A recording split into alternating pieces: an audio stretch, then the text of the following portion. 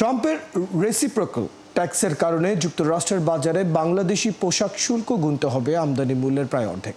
পণ্যভেদে এটি আমদানি মূল্যের কাছাকাছি যেতে পারে। গার্মেন্টস রপ্তানিকারকদের সংগঠন বিজিএমইএ বলছে, এত চড়া শুল্কে পণ্য রপ্তানি করে টিকে থাকা প্রায় অসম্ভব। তাই যুক্তরাষ্ট্রের সাথে ব্যবসা ধরে রাখতে শুল্ক কমাতেই হবে। জাহিদুল ইসলাম প্রতিবেদন।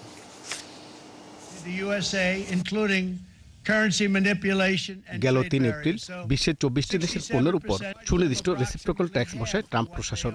বাংলাদেশের জন্য আরোপ হয় ৩৭%। ৫ মাস পর সোমবার প্রধান উপদেষ্টাকে চিঠি দিয়ে ডোনাল্ড ট্রাম্প জানান ২% কমিয়ে বাংলাদেশের ট্যাক্স করা হয়েছে ৩৫%। কার্যকর হবে ১ আগস্টে।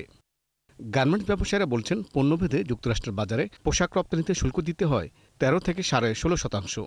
রেসিপ্রোকাল ট্যাক্সের ৩৫ সহ এটি হবে ৫০ থেকে ৬০%। বায়ার ইতিমধ্যে আমাদের অর্ডার প্লেসমেন্ট শুরু করে দিয়েছে। কিছু কিছু বায়ার আমাদেরকে বলতেছে এখনই 5% ডিসকাউন্ট দাও। কিছু কিছু বায়ার বলতেছে যে আরও কিছুদিন আমরা দেখব, তারপরে অর্ডার প্লেসমেন্ট করব। বিশ্বে পোশাক রপ্তানিতে বাংলাদেশ দ্বিতীয় হলেও যুক্তরাষ্ট্রের বাজারে তৃতীয়। তবে বাংলাদেশের জন্য এটি একক বৃহৎ বাজার। মোট পোশাক রপ্তানির ১৯% যায় যুক্তরাষ্ট্রে।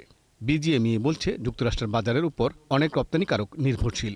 গভর্নমেন্ট এখনও আশ্বস্ত করছেন যে আগামী 2 দিন আরও নেগোসিয়েশন করার সুযোগ আছে এবং এটা একটা সহনীয় পর্যায়ে নেমে আসবে। আমাদের জন্য সহনীয় পর্যায়ে হচ্ছে 10%। অর্থনীতিবিদরা বলছেন, ১ আগস্ট থেকে রেসিপ্রোকাল ট্যাক্স কার্যকর হলেও এটি কমানোর জন্য এখনও যুক্তরাষ্ট্রের সাথে আলোচনার সুযোগ আছে। তারা চাচ্ছে যে আমাদের বাণিজ্য আরও উদার করা দরকার। ভ্যাট, অ্যাডভান্স ইনকাম ট্যাক্স, এই কতগুলো অশুল্ক কতগুলো আছে, এইগুলো কিন্তু তারা পছন্দ করে না।